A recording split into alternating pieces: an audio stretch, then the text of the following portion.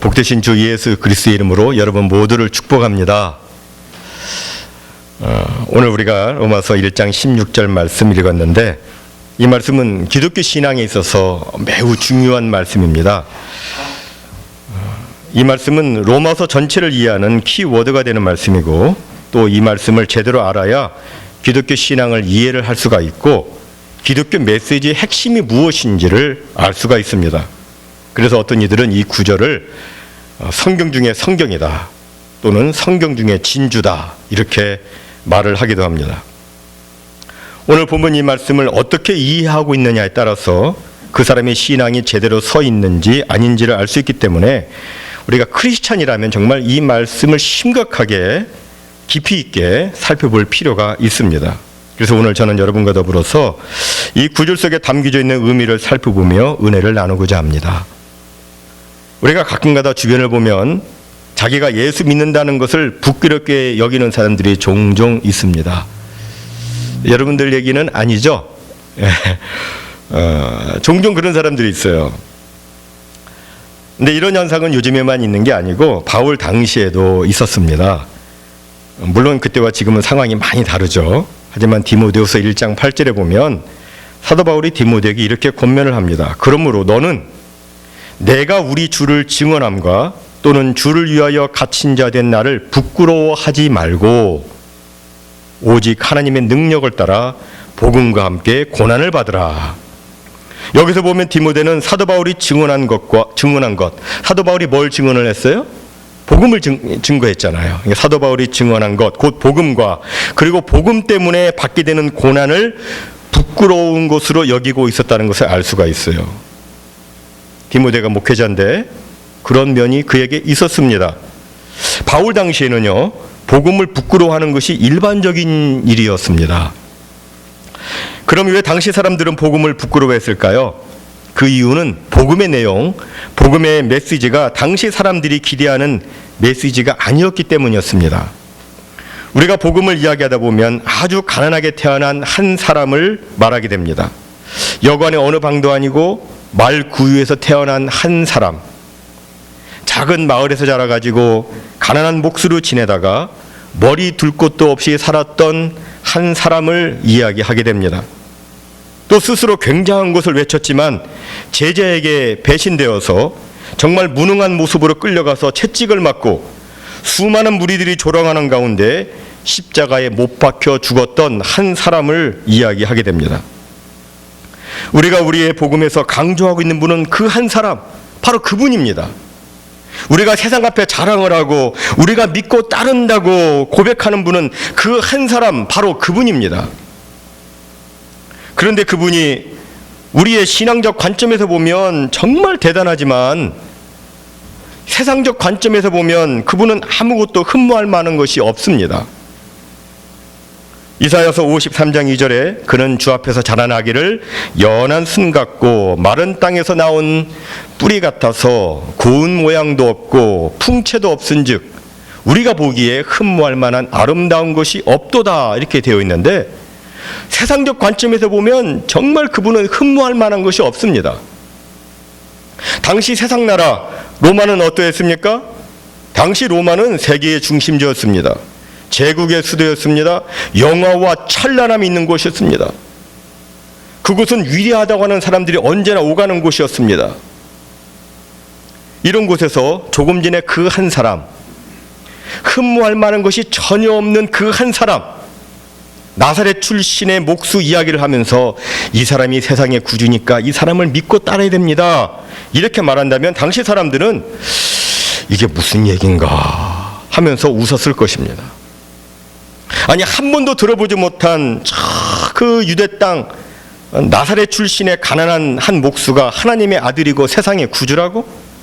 그가 뭐 정상적으로 죽은 것도 아니고 형벌을 받아서 십자가에서 죽었는데 그런 그가 세상을 구한다고?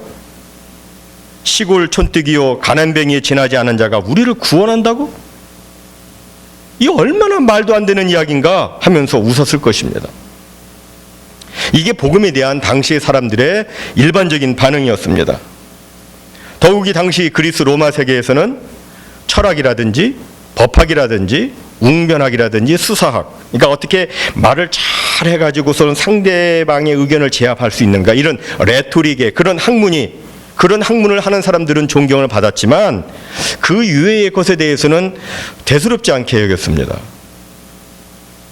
따라서 복음은 철학도 아니고 법학도 아니고 또 뛰어난 변론이나 유창한 수사학을 필요로 하는 것이 아니기 때문에 당시 사람들은 이 복음을 우습게 볼 수밖에 없는 거예요. 만약에 복음이 논리적 증명을 하는 철학이라면 사람들이 눈여겨봤을 것입니다. 이게 뭐냐? 그리고 만약에 복음이 이 수사학적으로 이 세상의 온갖 미사여구를 다 동원해서 설명하고 변론하는 그런 종류의 학문이었다면 인기를 한 몸에 받았을 것입니다. 하지만 복음은 철학이 아니잖아요. 복음은 논증, 어떤 논리적 증명을 필요로 하지 않습니다. 왜냐하면 복음은 사실이기 때문에 그래요. 사실을 있는 그대로 말하는 것이기 때문에 논리적 증명이 필요가 없습니다. 또 복음은 어린아이나 공부를 안 한 사람도 다 이해할 수 있는 그런 쉬운 언어로 설명이 되니까 뭐 유창한 수사학을 좋아하는 그 당시 사람들 그 복음을 우습게 보고 조롱을 한 것입니다. 이런 사회적 분위기 속에서 자기가 그 복음을 믿는 자라고 이야기를 하고 그 복음에 대해서 말하는 것은 충분히 부끄러움이 될 만한 일이었습니다. 그래서 일반 성도들도 심지어는 디모데 같은 목회자도 복음을 부끄럽게 여긴 적이 한때 있었던 겁니다. 그러나 사도 바울은 이에 대해서 자신 있게 이야기를 합니다. 나는 복음을 부끄러워하지 않는다. 남들은 다 부끄러워하는 그런 시대적인 배경인데 자기는 부끄럽지 않다고 이야기를 합니다. 그럼 저는 여기서 여러분에게 이런 질문을 한번 드리고 싶습니다. 여러분은 복음에 대해서 어떻게 생각하십니까? 물론 여러분들은 복음을 부끄러워하지 않는다고 저는 생각합니다. 그러나 만약 다른 사람이 여기 보면 복음을 부끄러워하지 않는다고 했는데 그 이유가 뭡니까? 이렇게 질문을 한다면 여러분은 어떻게 답하시겠습니까? 그 답변을 들어보면 그분이 복음의 성격을 제대로 이해하고 있는지 알 수가 있습니다. 여러분, 복음을 부끄러워하지 않는 이유가 무엇입니까? 혹시라도 이 질문에 대해서 이렇게 답변하시는 분이 계실지 모르겠어요. 내가 복음을 부끄러워하지 않는 이유는 나는 복음을 믿고 난 다음에 그 이후로 정말 행복해졌다. 이전보다 더 행복해졌기 때문이다. 나는 전에는 불안해가지고 잠을 잘 못 잤는데 이제는 잠을 푹 잘 수 있게 되었다. 전에는 사람들과 많이 다투었는데 이제는 사람들과 친하게 지낸다. 사람들은 내가 정말 무척이나 밝아지고 행복해졌다고 말한다. 복음은 나에게 정말 많은 좋은 것을 해줬다. 나는 그래서 정말 요새 행복하다. 그래서 나는 복음을 부끄러워하지 않는다. 만약에 이런 식으로 대답하는 분이 계실지 모르겠습니다. 그런데 만약에 이 대답을 비기독교인의 입장에서 어떤 한 사람이 들었다고 할 것 같으면 이렇게 말할 것 같습니다. 그거 참 재미있습니다. 세상에는 가만히 보니까 자기가 어떤 종교를 가지고 난 그 다음에 행복해졌다고 말하는 사람들이 많이 있는데 당신도 그 중에 한 사람이군요. 내 친구 중에 한 사람은 정신적인 고통을 많이 겪고 있었는데 하루는 당신들이 이단이라고 하는 어떤 집회에 갔다 오더니 자기가 정말 행복하다고, 내 생애에서 정말 행복한 날이라고 이렇게 말하던데 당신 말이나 그 사람 말이나 정말 비슷한 것 같아요. 또 내가 아는 누구는 불교에 심취해 있는데 그 친구도 비슷한 얘기를 하더라고요. 그걸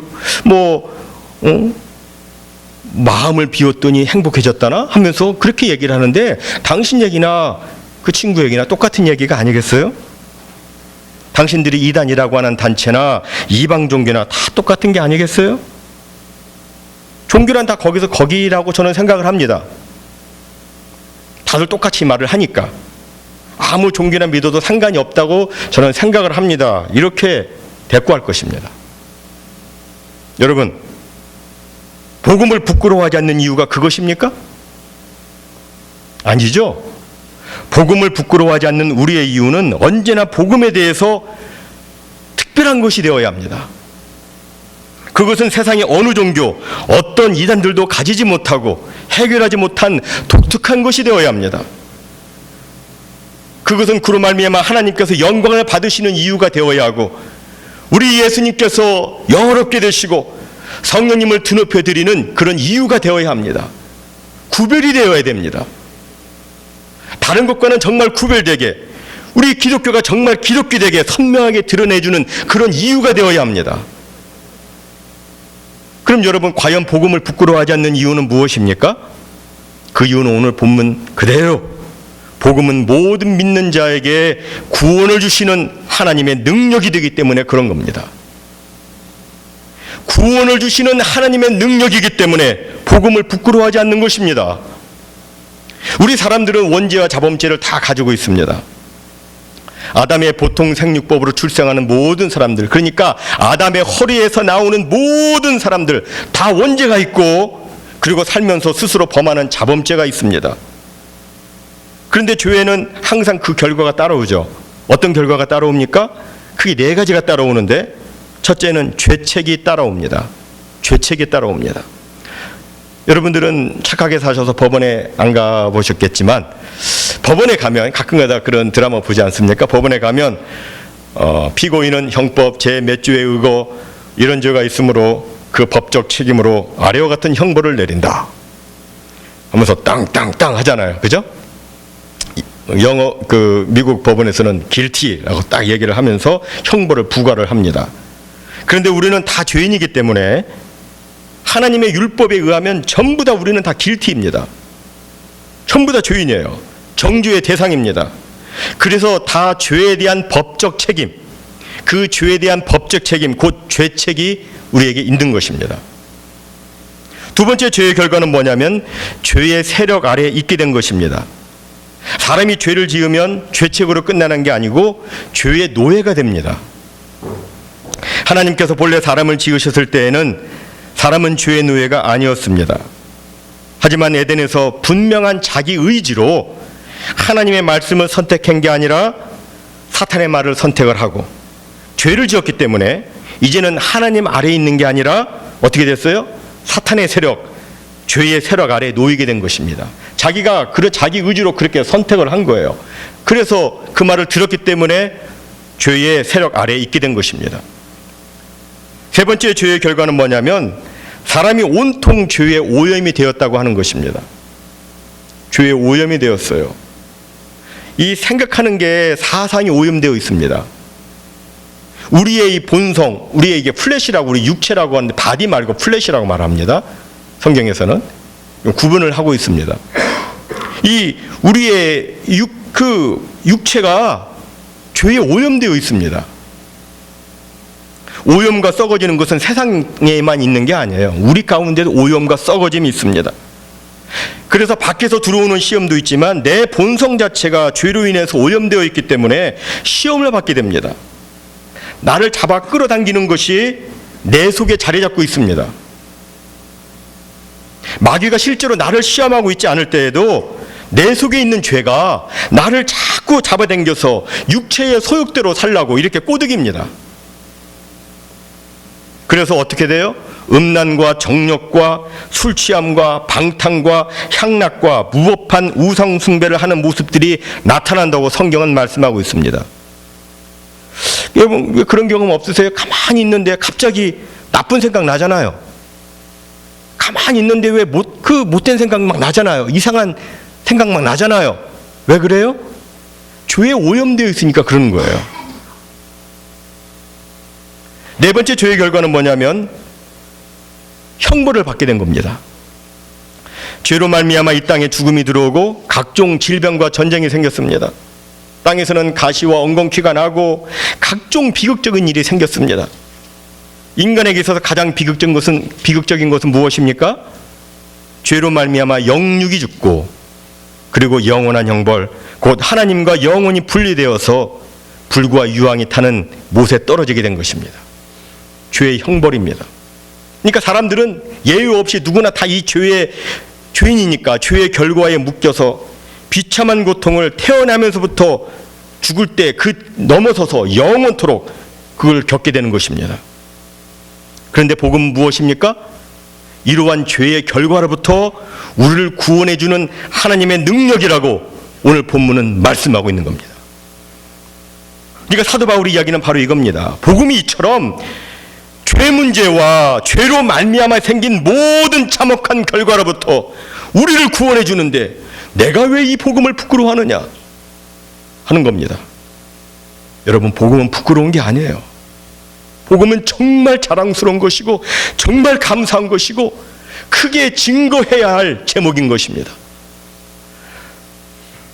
그렇다면 여러분, 복음이 무엇이라고 생각하십니까? 이에 대해서 오늘 본문 앞에 나와 있는 로마서 1장 2절로 4절까지 말씀을 보면 복음이 바로 이것이다라고 명확하게 말씀하고 있습니다.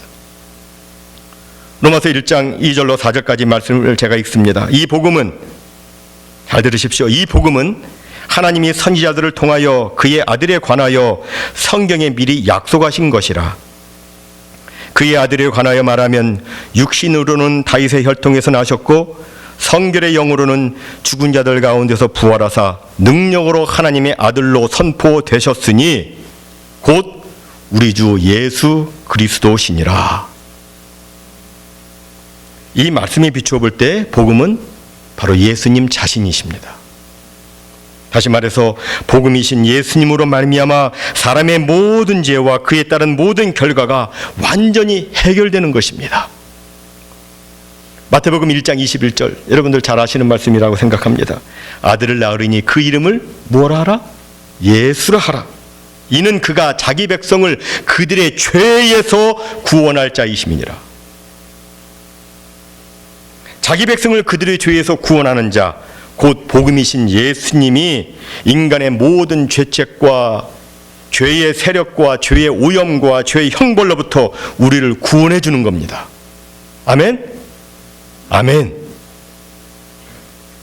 우리의 복음, 우리의 구원자 예수님 외에는 그 어느 누구도, 그 어떤 것도 이 일을 감당할 수가 없습니다.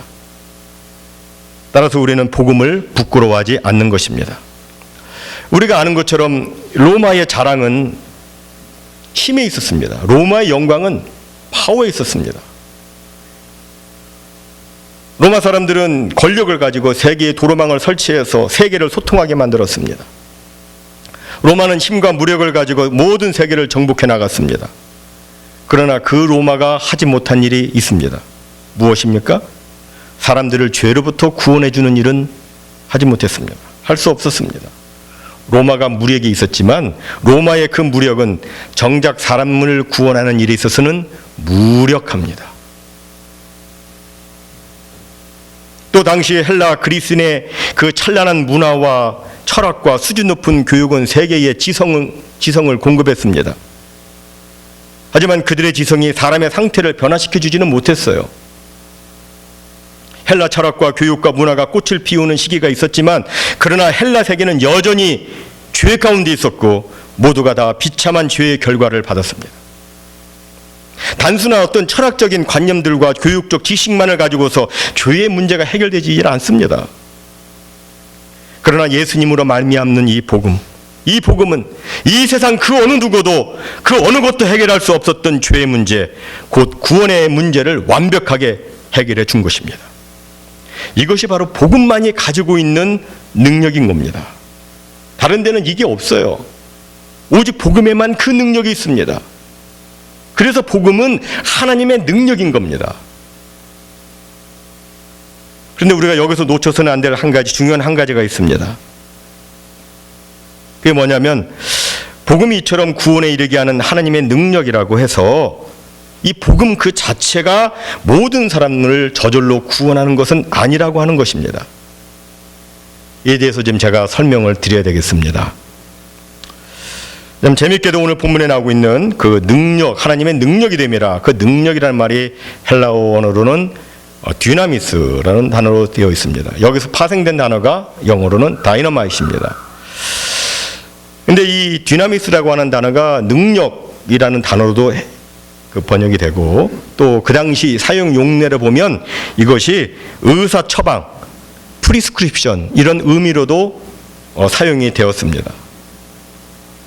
무슨 말인지 여러분이 이해를 돕기 위해서 먼저 오늘 본문에서 능력이라는 말 대신에 처방이라는 말을 넣어서 한번 제가 읽어보겠습니다. 그러면 여러분이 금방 이해를 할 수가 있어요. 또 내가 복음을 부끄러워하지 아니하노니 이 복음은 모든 믿는 자에게 구원을 주시는 하나님의 처방이 됨이라. 복음이 뭐냐? 복음은 구원을 위한 하나님의 능력이요 하나님의 처방인 것입니다. 우리가 아프면 고통을 호소하게 되고 더 심하면 의사에게 가지 않습니까? 그러면 이제 의사가 환자의 고통을 딱 진단을 합니다. 그리고 이렇게 아프시군요. 그리고 이제 처방전을 써주죠. 프리스크립션을 딱 써서 줍니다. 근데 상식적으로 생각해 보면 환자의 손에 처방전을 가지고 있다는 그 사실 자체가 그 환자를 치료해 주지는 않습니다. 그런 의미에서 그 종이 조각 자체에는 아무런 힘이 없어요. 종이죠, 그냥 처방전. 그러나 그 처방전에 위대한 능력이 있다고 말을 해도 정당합니다. 다시 말해서 의사가 정확하게 진단을 해서 그 해결책을 처방전에 딱 써놓았으면 그 종이는 그 환자에게 능력이 될 수가 있습니다. 그 처방전을 가지고 가서 약국에 가서 약을 줘가지고 약을 투여하면 회복이 나타납니다. 능력이 나타나기 때문입니다. 복음이란 꼭 이렇습니다. 복음은 죄인을 구원하시려는 하나님의 유일한 처방입니다. 따라서 복음은 그 자체로서 이미 능력이에요. 구원을 주시는 하나님의 능력입니다. 복음이신 예수님을 받아들이기만 하면 그것이 능력이 되어서 구원이 나타납니다. 그런데 만약에 하나님께로부터 구원에 이르는 복음, 그 처방전을 받았으면서도 그것을 믿음으로 받아들이지 않고 거부를 한다면 이것은 무엇과 같으냐면 의사 처방전 받아놓고서도 약을 조제하지 않은 것과도 똑같은 겁니다. 이런 경우에는 아무런 효력이 나타날 수가 없습니다. 그럼 이 구원에 관한 하나님의 유일한 처방이 어떻게 나한테 효력이 될 수 있겠는가? 어떻게 그것이 나한테 효력이 되는가? 그것은 바로 믿음입니다. 여러분들 다 암송하고 있는 요한복음 3장 16절 말씀 한번 다 같이 한번 해보실까요? 하나님이 세상을 이처럼 사랑하사 독생자를 주셨으니 이는 저를 믿는 자마다 멸망치 않고 영생을 얻게 하려 하심이니라. 말씀. 여기 보니까 예수 그리스도를 믿는 것이 구원에 대한 하나님의 유일한 처방이라고 말씀하고 있습니다. 이게 바로 복음이에요. 오늘 본문에서 보면 모든 믿는 자에게 구원을 주시는 하나님의 능력이라고. 이 구원의 역사가 어떻게 나느냐? 바로 앞에 믿는 자에게, 믿는 자마다 멸망치 않고 믿는 자에게 이게 나타난다고 말씀하고 있습니다. 구원에는 차별이 없습니다. 유대인이나 먼저는 유대인이요, 둘째는 헬라인. 그러니까 그 헬라인들은 자기들을 헬라인과 야만인으로 나눴죠. 지난번에 살펴보았듯이 지혜 있는 자, 어리석은 자 이렇게 나눴습니다. 근데 이 유대인들은 어떻게 나면 유대인과 헬라인, 유대인과 이방인 이렇게 나눴습니다. 자기들은 선민이니까 선민과 선민 아닌 이방인, 그러니까 모두를 다 포함하는 그런 뜻이에요. 그러니까 구원에는 차별이 없다. 선민이나 이방인이나 차별 없이 다 구원을 받는다. 지혜 있는 자나 지혜 없는 자나 가진 자나 가지지 못한 자나 그 어느 누구도 차별이 없다. 복음은 모든 믿는 자에게 구원을 준다. 그러나 중요한 것은 그 어느 누구도 믿지 않으면 구원함에 이를 수 없다 하는 것을 이 본문에서 우리가 발견해 볼 수가 있습니다. 그러니까 중요한 것은 하나님께서 제공해 주신 유일한 구원의 처방이신 예수 그리스도, 곧 복음을 믿음으로 받아들이는 것입니다. 이게 정말 중요합니다. 예수님을 믿는 게 이게 중요해요. 믿기만 하면 구원을 받습니다. 그런데 가끔가다 사람들이 그래요. 어떻게 나같이 죄 많은 사람이 단지 믿기만 한다고 구원을 받을 수 있겠습니까? 이렇게 말하는 사람들이 이게 종종 있습니다. 꽤나 양심적인 분이라고 생각합니다. 자기가 너무 죄가 많으니까 그렇게 생각하는 것 같아요. 그런데 성경은 이렇게 말씀합니다. 구스인은 그 아프리카 사람, 에티오피아 사람을 말합니다. 구스인이 그 피부를 변하게 할 수 없고 표범이 그 반점을 바꿀 수 없지만 하나님께는 능치 못할 일이 없다고 성경은 말씀합니다. 하나님께서는 누구든지 믿기만 하면 구원하십니다. 이게 하나님의 약속이에요. 하나님의 능력입니다. 이것이 복음의 능력입니다. 이것이. 물론 여기 믿기만 하면 구원을 받는다 이 말은 과거 어느 시점에 단순히 한번 나는 예수님 믿습니다 이렇게 말했기 때문에 구원을 받는다, 그런 의미는 또 아닙니다. 이것을 사람들이 많이 오해를 해요. 주님을 믿는다는 것은 그런 의미는 아닙니다. 여기서 주님을 믿는다는 것은 현재 진행형의 계속적인 믿음 고백을 의미합니다. 현재 진행형의 계속적인 믿음 고백입니다. 오늘도 내일도 계속해서 예수님이 나를 구해주신 구세주이시고 예수님이 나의 왕 나의 주님이시고 이것을 진실되이 고백을 하고 그러기에 매 순간 나를 구원해 주신 주님의 말씀에 순종해서 살아가는 삶을 우리는 믿는다라고 말을 하는 겁니다. 그냥 말로만 믿습니다. 이거는 믿음이 아니에요.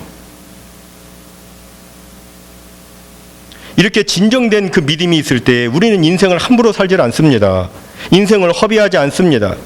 여러분, 매일매일 주님 앞에서 진정된 신앙 고백을 하는 사람이 육체의 정욕대로 마음의 육체의 그 소욕대로 그렇게 살 수 있습니까? 그럴 수 없죠. 주님 앞에서 진정된 신앙 고백을 하게 되면 하나님이 싫어하시는 것은 자신도 싫어하고 하나님이 기뻐하시는 일은 자신도 기뻐합니다. 진정된 믿음을 갖게 되면 어떻게 하든지 하나님께서 기뻐하시는 그 삶을 살기 위해서 정말 부단히 노력을 합니다. 물론 내가 이렇게 노력했다고, 내가 열심히 신앙생활을 했다고 그것이 공로가 되어서 구원을 받는 것은 아닙니다. 구원은 하나님의 거저 주시는 은혜라고, 하나님의 선물이라고 분명히 에베소서 2장 8절 9절은 말씀합니다.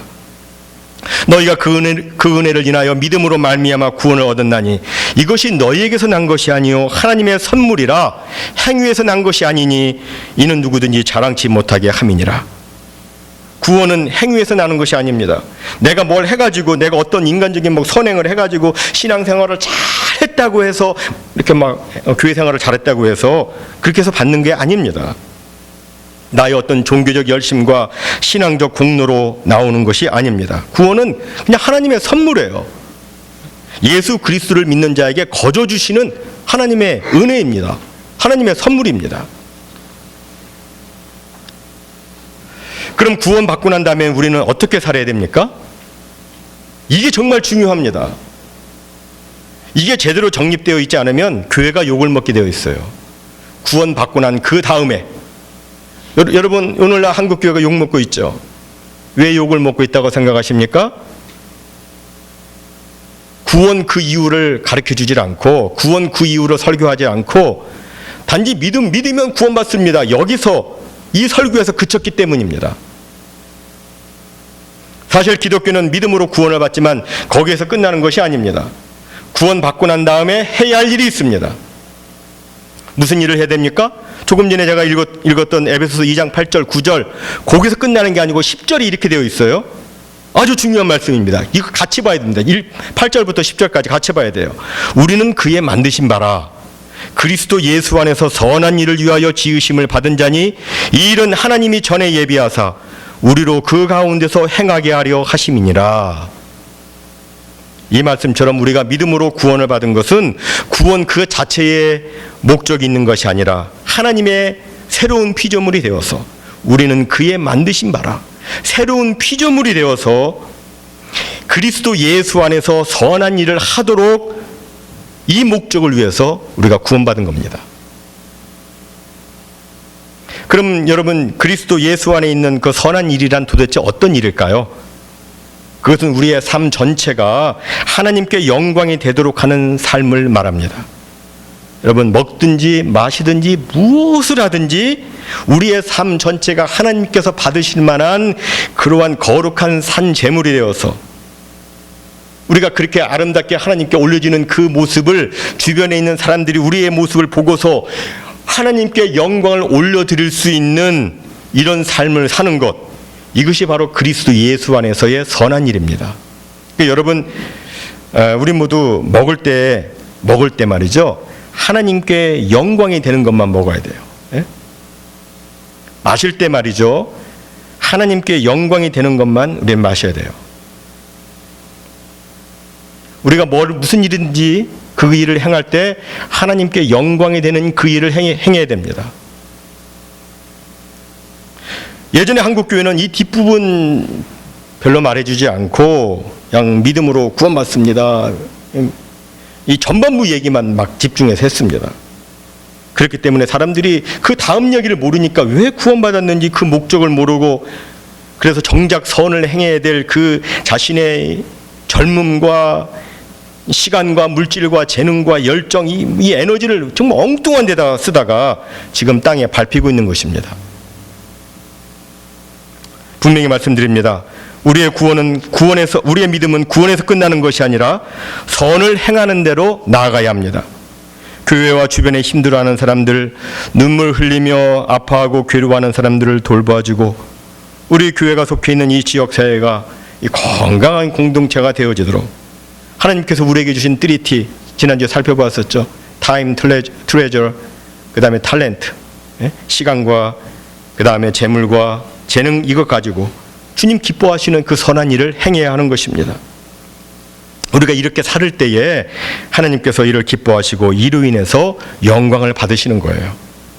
이제 말씀을 맺도록 합니다. 사랑하는 성도 여러분, 여러분이 복음을 부끄러워하지 않고 남에게 자랑할 수 있는 이유는 무엇입니까?